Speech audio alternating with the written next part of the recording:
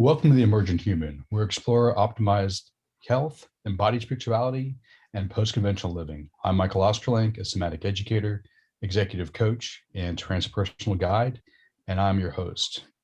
I do want to acknowledge the loss of my friend, Joseph Grabotsky, who was a social entrepreneur, founder of the Institute on Religion and Public Policy, internationally recognized expert in religious freedom, national security and counter-extremism, human rights, and conflict transformation. I did an interview with Joseph prior to COVID, and I'll include it in the show notes. And I want to encourage everyone to take a listen to it because the world lost a really, really good guy. Today's show is brought to you by Cosper Scafidi, an amazing body worker in the Northern Virginia area who's integrated various somatic approaches into his work, including Rolfing. He's also on the board of the Rolf Institute, and he happens to be my Rolfer. He's a great guy. You can check out his work at www.cosperscafidi.com. That's SCAFIDI.com. Our guest today is Andrew and Kacy Panfil from fierceplanetadventures.com. Fierce Planet Adventures is Andy and Kacy Panfil, a married couples who are on a mission to inspire 1 million people to live a life of purpose, passion, and self-mastery through the Unbeatable Mind Operating System. The story began 10 years ago when they met and began adventuring together, mountaineering, climbing, canoeing, and spending as much time outdoors as they could spare. After both working 15 years in the corporate world, their lives were changed when they discovered the unbeatable mind. Since then, they have discovered new purpose and passion to inspire others. In 2019, they sold their possessions and hit the road for adventure to share their story with COVID. When COVID hit, their plans were once again changed. Shifting from sharing travels, they now focused on sharing the Unbeatable Mind system and principles to help shape the future and help others find their potential. Guys, it's great to see you, Andy and Kacy. You as well, Michael. And before we start, condolences on your friend. Thanks. I watched one of your podcasts with him. Very interesting fella, and I think the world's going to miss him. I appreciate that. Thank you for saying so, and agree. Thanks. So you guys are an awesome couple. I've got to watch you from a distance unfold your path, first kind of pre-COVID traveling around the world.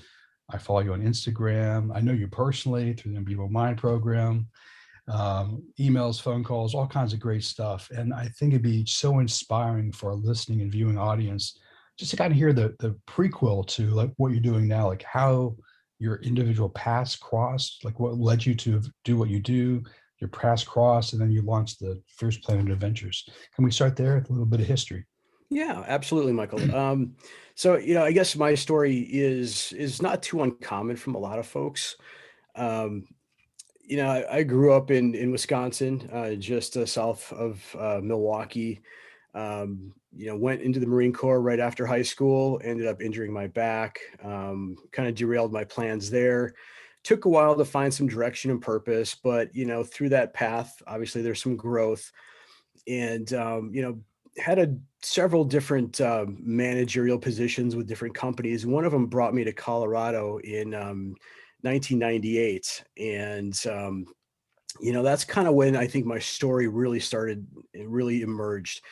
And I got out in the mountains for a few times, and I just fell in love with hiking and got involved with a great organization called the Colorado Mountain Club. Was a volunteer trip leader for them for a few years, and just kind of found my stride there. I would get out and hike, mountaineer, did some ice climbing. And, that was a progression, right? So at some point I kind of maybe lost that focus when another job took me kind of away from the mountains for a period of time, not from Colorado, but just the demands of the job. And that was about the time the economy went south in 2008. And, I was riffed. And it was actually a really good thing, right? It brought me to REI, which I had already been working at on and off part-time for a number of years, but I also wanted to reconnect with the outdoor community. And so I actually developed a meetup group called Fierce Planet Adventures. And that's where the story started. Met a lot of great people, right? We just had so much fun. We'd go out, take groups out hiking, mountaineering, to the desert, canyoneering. And a couple years into that, my energy level tanked. I was feeling crappy. Wasn't quite sure what was going on. And that's about the same time I met Kacy at REI. We both worked there. I had just come back and she had been working there. And that's when we started hanging out. And through a certain set of circumstances, I'll call it the universe, right, guiding us, one of my friends at REI recommended a clinic in Denver to help me try to figure out what was going on with my energy levels and things. And it took me to a clinic called the Sound Clinic in Denver, and a great group of integrative medicine doctors there determined that I had Lyme disease. Wow. And it was a several year recovery process. But the neat thing is I had Kacy there with me, walking with me beside me the whole time through this process. And as my energy started coming back, that's when we started getting out in the mountains a lot more, hiking the 14ers in Colorado, the 14,000 foot peaks, and the 13ers, getting out to the desert. We started canyoneering together, and then ice climbing together, and backpacking. And it just, well, we kept on going, right? And we ended up getting married. And in about 2019, I had been traveling a lot for work, and it was self-imposed, right? I volunteered to do it, to cover a bunch of districts for REI in my position there. And I kind of realized that I was spending a lot of time away from my wife. I'm spending a lot of time away from my passions, and perhaps this isn't the right path for me anymore. And we had talked about it for a bit and decided to make a pivot. And we both went and we left our jobs. We sold pretty much all our possessions except for our adventuring possessions, and left Colorado to come in, kind of adventure in the Tennessee and the Appalachian Mountain area. We had a little base camp set up here with some family, and that's when COVID happened, right? We have every intention of getting back to Colorado. In fact, that's still in our plans. But this was supposed to be just a couple of years of traveling around, the country and the planet, just to adventure and experience new cultures and new ways of doing things. And well, we just had to hit pause for a little bit until this whole thing passed. So that's my brief story in a nutshell there. Let me ask Kacy, because I'd want to hear your story too, but I'm curious, what did you learn about Andrew while he was recovering from Lyme's disease? What stands out for you? It was, I think the first thing that stood out was the resilience that I saw there, and just the love that he had, that we were able to share and connect with, not only for each other, but for the outdoors, which is kind of where I think a lot of our story really started developing, as far as our friendship. And but just the way he was determined to keep going and figure it out. And I was actually, when he started at that sound clinic, was a little skeptical as to the way they actually were treating everything. And just when I watched him and saw how much he was improving and the changes he was going through, it kind of inspired me to just support even more and push him even more. So That's awesome. Good. So tell me a little bit about your story, Kacy. yeah, so I grew up in Eastern Tennessee, and spent a lot of time outdoors there with family, volunteering for backpacking trips, and at some point got into video production, and went to school for an associate degree in Knoxville, but struggled a little bit in my younger years with depression, anxiety, some addictions, and needed a change of scenery. So I actually went to the Art Institute of Colorado, which is what moved me out there, and picked up a part-time job at REI, and at some point we ended up being in the same area of the store, same departments, and started connecting there. And I had a big love for rock climbing, and so did he. So we actually started going to the rock climbing gym together. And that's kind of where most of it started. Um, but as that developed, we started, like he was saying, doing some higher peaks. And these are things I had never done before. Denver was probably the highest elevation I had been at that point, other than an airplane. And I actually, at some point, told myself I would never be able to do that because I had tried it once to do a 14er and just, awful results.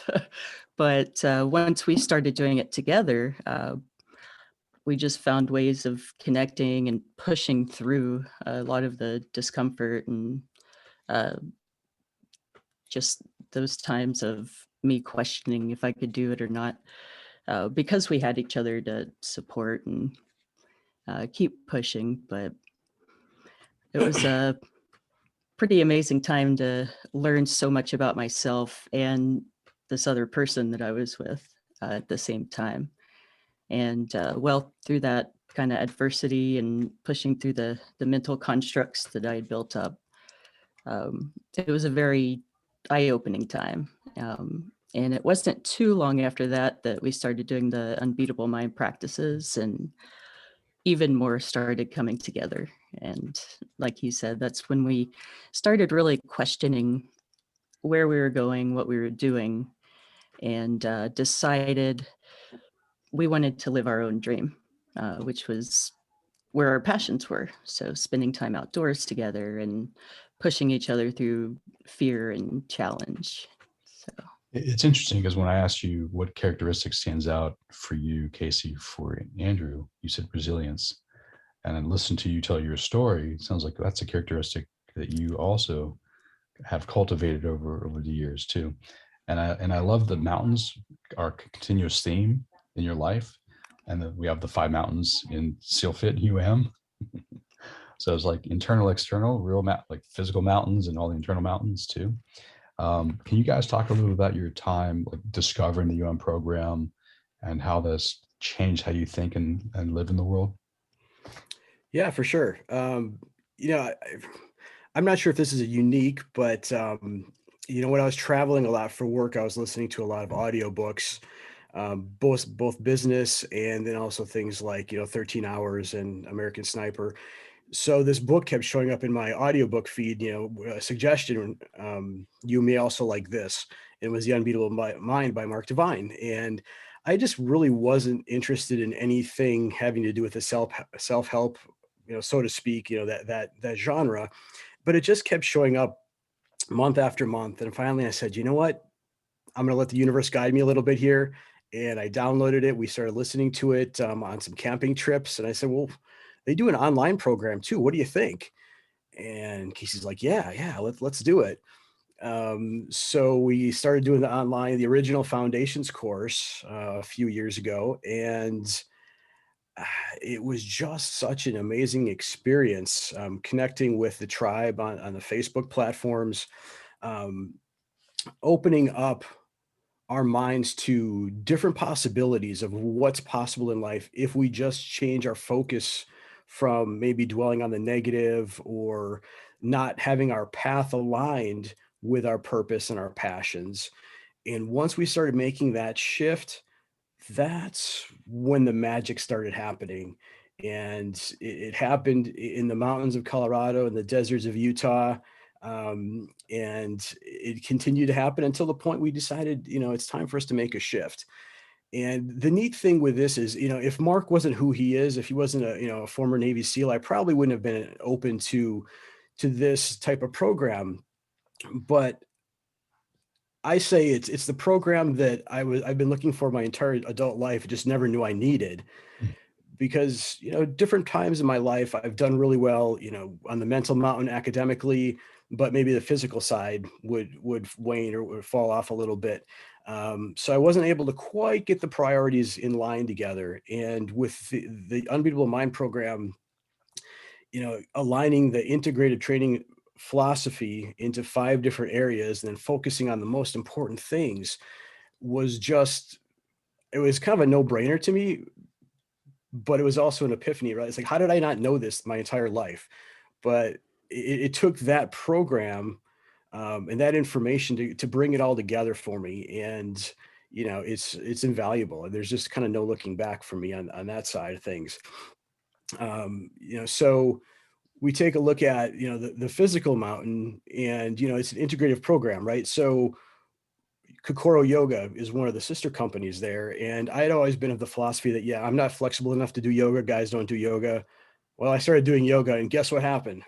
I became more flexible, more durable, more emotional and mental control going on. And it just helped my back issues tremendously. It didn't cure them, right? But it was definitely provided much more flexibility.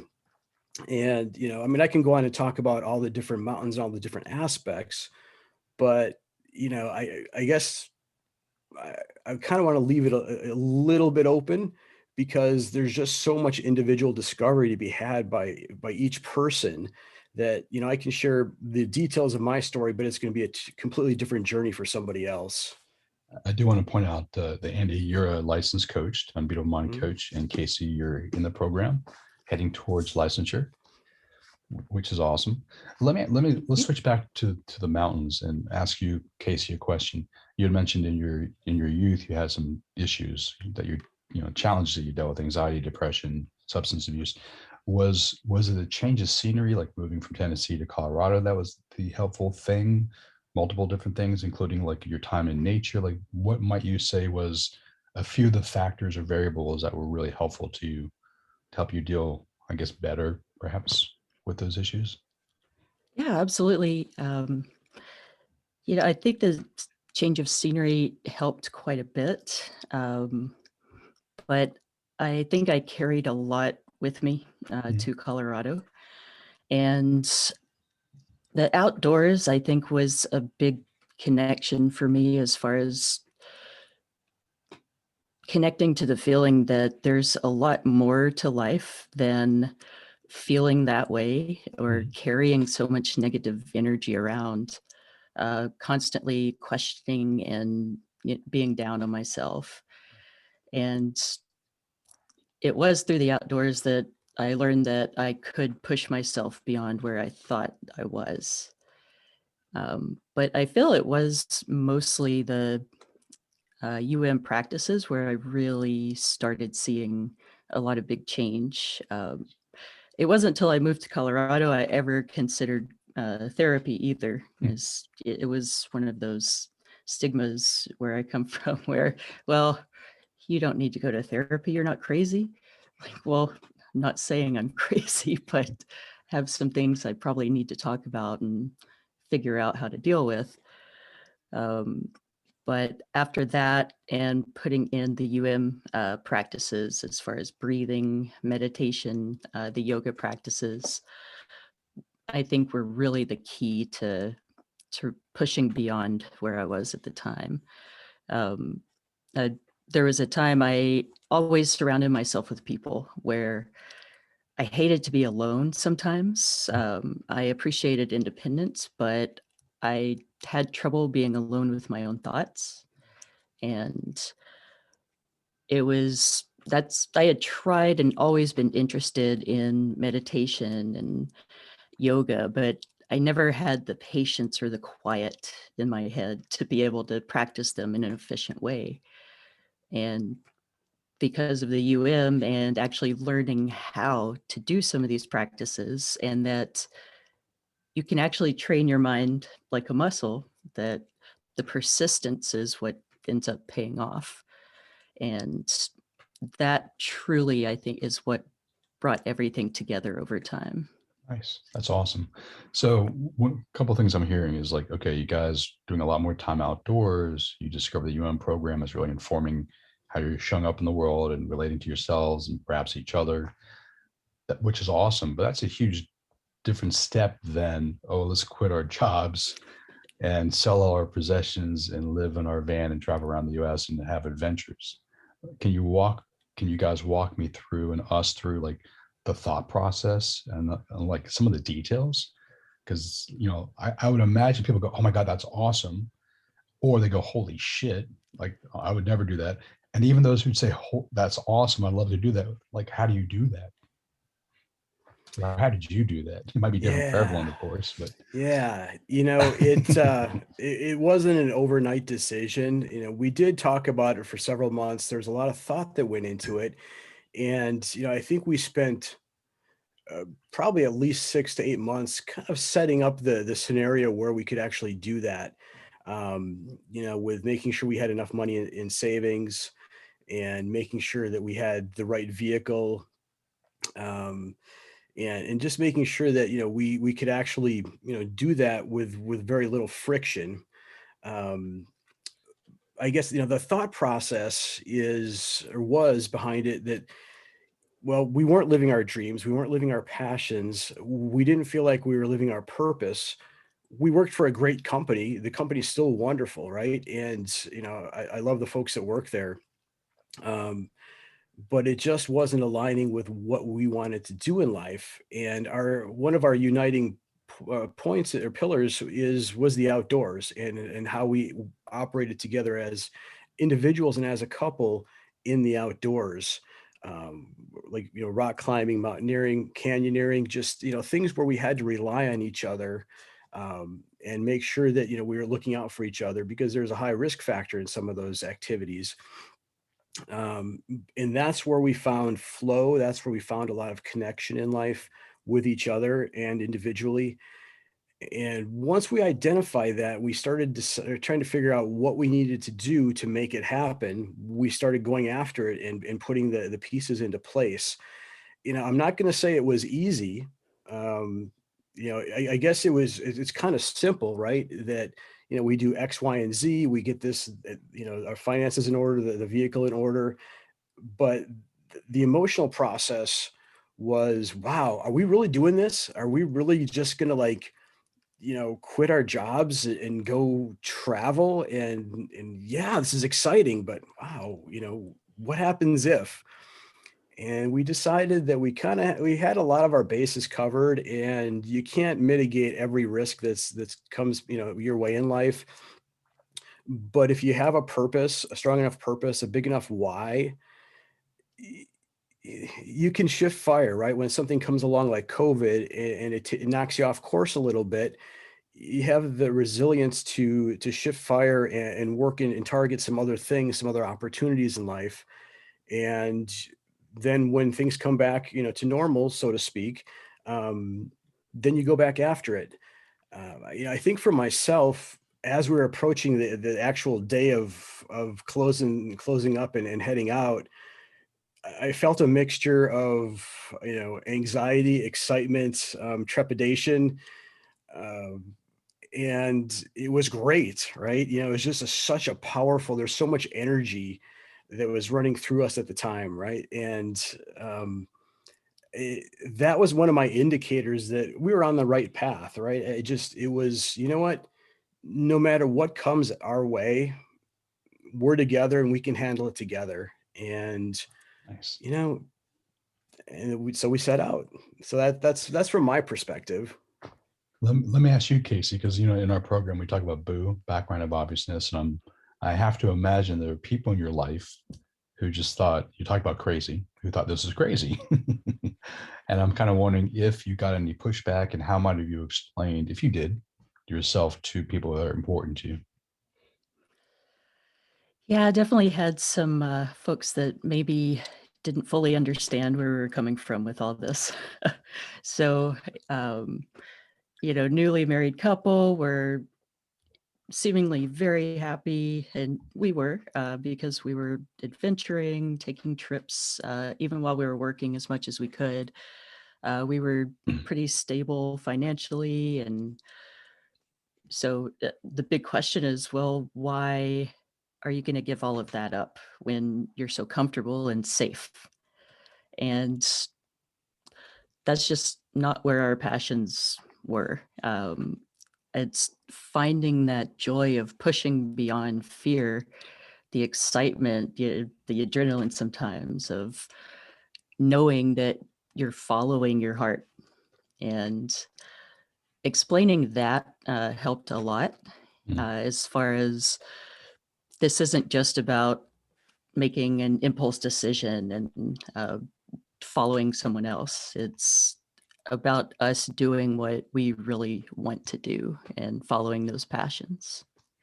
Do you ever study the work of Joseph Campbell and his kind of famous saying, "Follow your bliss"? You guys are like the exemplars of that saying. Let me go back and ask you some more like very specific logistical questions that I could imagine some people might be thinking. Like, okay, you said savings account. Well, that, if you're not adding to it, it's deducting. So eventually you're going to hit zero.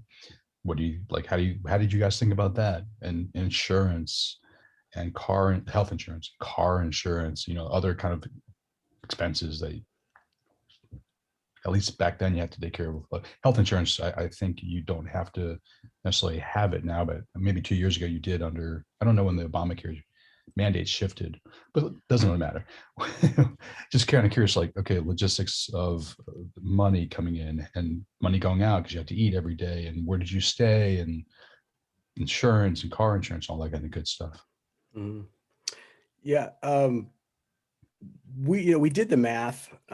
We figured out what we could live on with the presumption that we'd be staying camping quite a bit at national parks, state parks, BLM land. In many areas of the West, the BLM land and the forest land there's no charge for camping. Oh, nice. So the intent there was to minimize our actual like rent expense, so to speak, that category. I think we had a lot of the basics covered. We projected out for a couple years, and food, we kind of figured, with our eating style, what we would need ballpark, with some treats in there now and then. And where it's gone from there or since then, because we've been base camping with family in Tennessee for a little bit since COVID. We really don't have a lot of overhead expenses. So, there's been expenses. I've got insurance through the VA. Okay. And, Kacy she has her insurance out in the private sector, through the, I forget what you call it, the healthcare insurance providing network. I deal with most of that. Yeah. Thank God. So, and that's kind of where, the UM coaching came in, when that opportunity opened, shortly after we started making the pivot. And I felt like that was an important part, very important for my development, to take that next step and become a certified and then licensed coach. The intent there was to develop, at least a small bit of revenue that would be coming in to help support our adventures. And, so we've developed, our websites for Fierce Planet Adventures. Kacy's done a bunch of great artwork that she's got for sale through the website. I've just finished building or almost finished building the 5 Mountain Coaching, which is our coaching business. That website, it's up, it's functional. It's just not exactly where I want it yet, but it'll be there. So it's definitely open for business. So that's what we're doing, in the meantime is, we're not just sitting around. We're actively, partaking or participating in life, and, bringing in some revenue here and there. And, I know Kacy's got some other stuff going on. So I'll let her tell her side. I think the health insurance was probably the biggest thorn in my paw, if you will. It was complicated and just over my head at the time, because I had always had it through the company. So it was super easy and really good insurance. And when I had to make that shift, I actually found someone to help me understand how to sign up for everything and how to get covered for what I needed.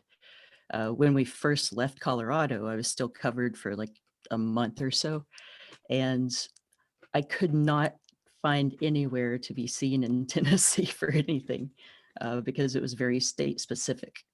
But luckily, this person, when I had to sign up for new insurance, helped me figure that out.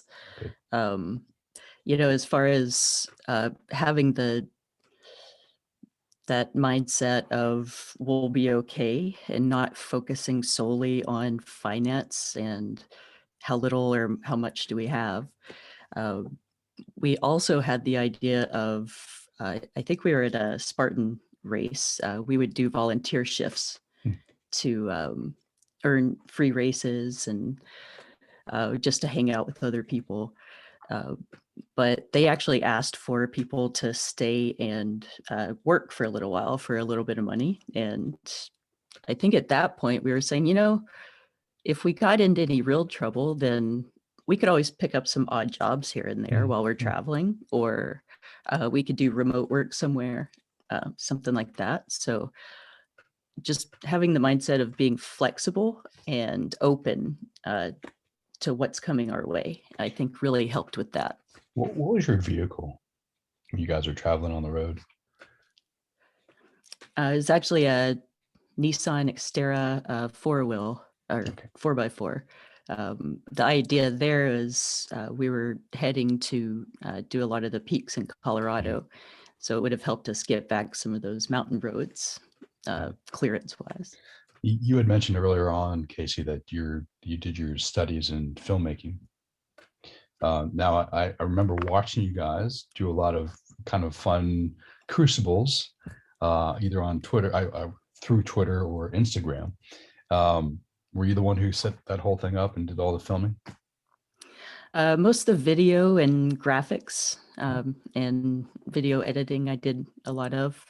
Andy's really good at the computer side of things and getting the platform set up. And I think he was the driving force behind at least the platforms and getting us where we needed to be there. And then I was able to take some of my creative art background and really just spruce it up a little bit with the video and stuff. So Cool. kind of came around. Nice. Now, obviously during COVID, in-person things are quite challenging, and coaching can be done virtually. But I could imagine that you guys, once kind of post-COVID, with you guys traveling around, you guys could do like half-day, full-day immersion programs in the desert, in the mountains, on the beaches, in the ocean, the lakes, and the rivers. I mean, have you guys thought through what that might look like if, in fact, you want to do the kind of work that way?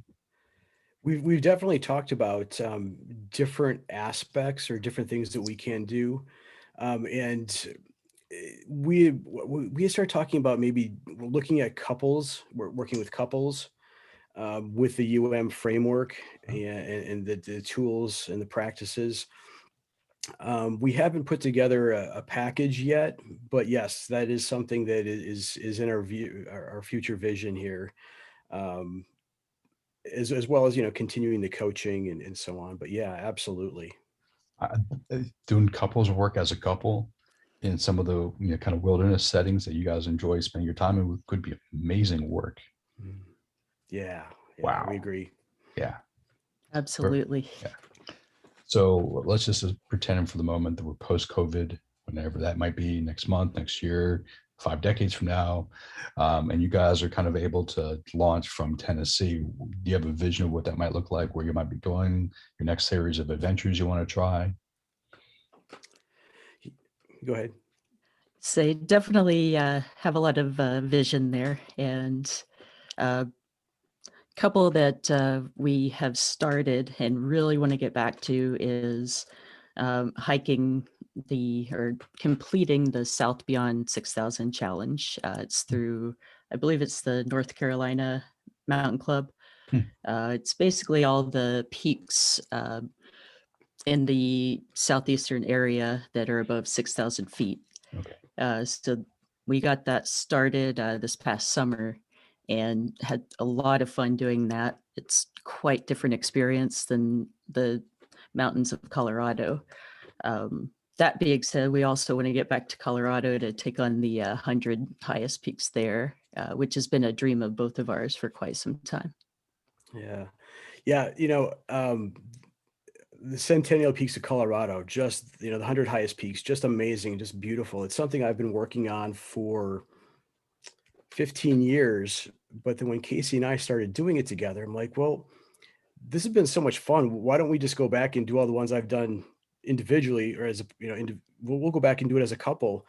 And I think I've got about half of them under my belt so far. I'm not sure where we sit exactly together, but we've got a lot of them done, so we got to go back and finish that off. We've talked about getting back to the desert and continuing some canyoneering. In fact, that might be a trip that's on the near horizon, at least if the state's opened up enough to go. We're going to head back to the Moab area for 3 or 4 weeks and just spend time out in the desert. So for anyone watching or listening to this, they're like, oh my God, this is awesome. It's very inspirational. Like just in terms of like, you guys recognize what your bliss path is and then following it and kind of jettisoning everything that's not part of that bliss path for you. What kind of advice might you give for someone else? Like who, first of all, maybe not even know what their bliss path is, and or maybe they have an idea because they have an impulse inside of them that they've always wanted to do some kind of life since they're little, but the fear is in the way. What advice might you give to them? I think the most recent for me, as far as pushing through fear and better understanding where some of that fear comes from, is brutal honesty with myself and really just questioning where my fear is coming from, if it's real, if it isn't, and is it worth not doing something because of a story I'm telling myself in my head. Nice. And also being positive, just about the outlook and accepting how things are. So Nice. A little radical honesty. yeah. I like that. Yeah. How about you, Andy? Yeah. Wow, there's so many dimensions to this. I definitely agree with Kacy, and with fear, overcoming your fears. Most of the time, our fears are not based in reality; they're irrational. They're based in some previous experience or some story that we've created in our heads. In getting to the truth of that, and uncovering what's real and what's just a story that we're telling ourselves. And the first part of that, I mean, there's multidimensional, but two quick things, find some silence, find some place where you can sit and just be alone with your thoughts and start to separate what is truth and what is fiction, and journaling about those things, the things that you uncover, it really is amazingly helpful. Um,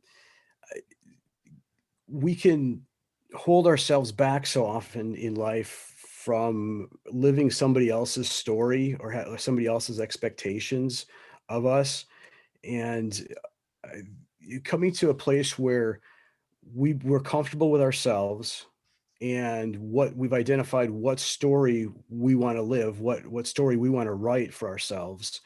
And so oftentimes I think people get stuck in living a life that somebody else expects of them. They go to work, 9 to 5, and I'm not criticizing that by any means. It just wasn't the right path for us.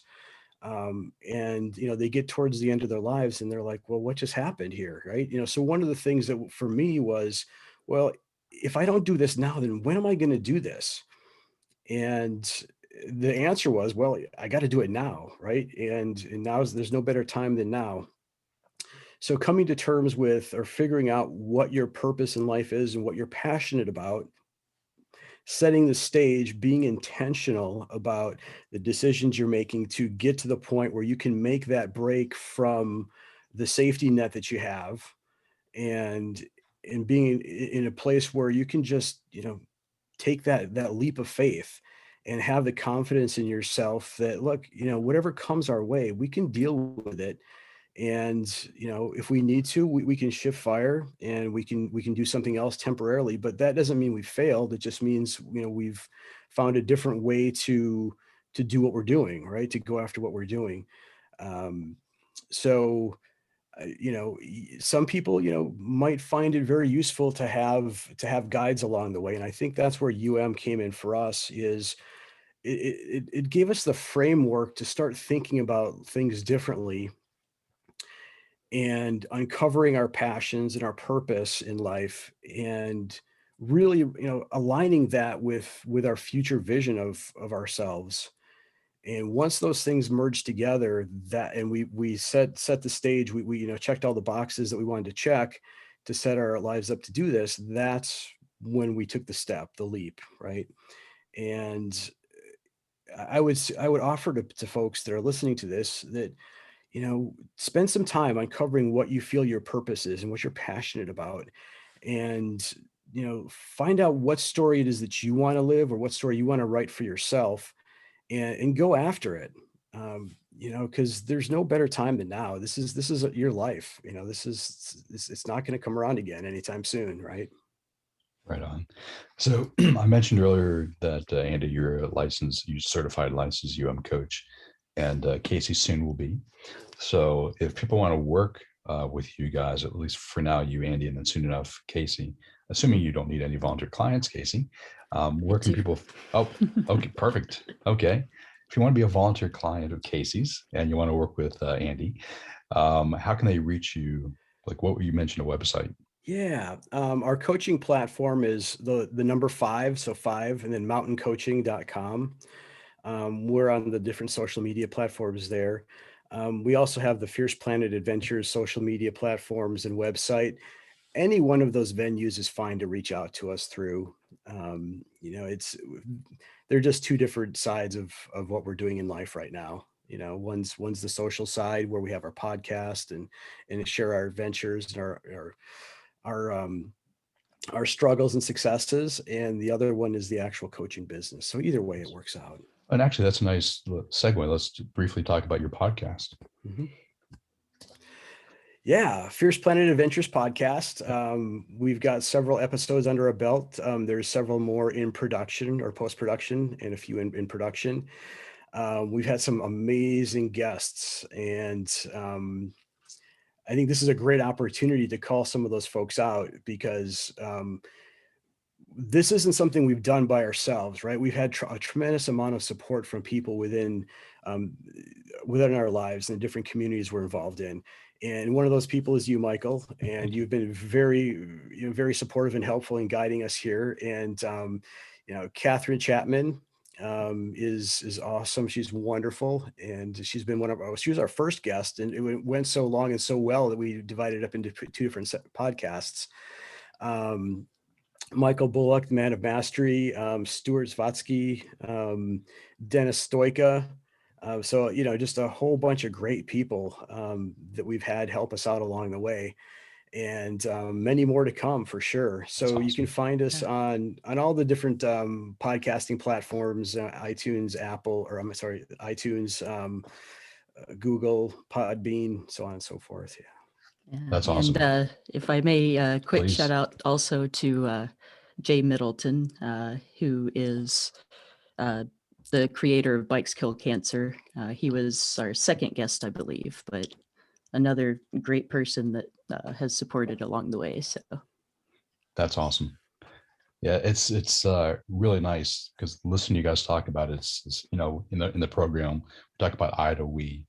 And it's obviously you guys have been climbing the mountains, in your internal spaces, but it's to hear you guys talk about climbing the mountains as a couple, literally and figuratively and metaphorically, and then your wider community and how it's so important to you.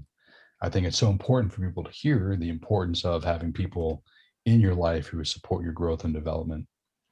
As we say, communities of practice. Mm-hmm. So yeah, for sure. Yeah. Great to see you guys. Thanks for joining me for this conversation. And let me encourage everyone to check out your website, check out your podcast, sign up for a volunteer client for Kacy, 1 or 2 or 3 or 4, depending how many you need. And obviously Andy, as well as a certified licensed coach. And let me strongly encourage you, when the time is right for you guys, if it fits well with what you want to do, is really do the couples coaching work. Because I just think there's not much out there. And you offer a really unique approach to it with your lifestyle. it's inspirational in and of itself, let alone how you can impart what you've accomplished and then the operating system within that for couples. Great to see Well, you thank you, guys. Michael. Great Yeah. to see you as well. Thank you. Much appreciated. Thank you so much. Appreciate you very much. Thanks.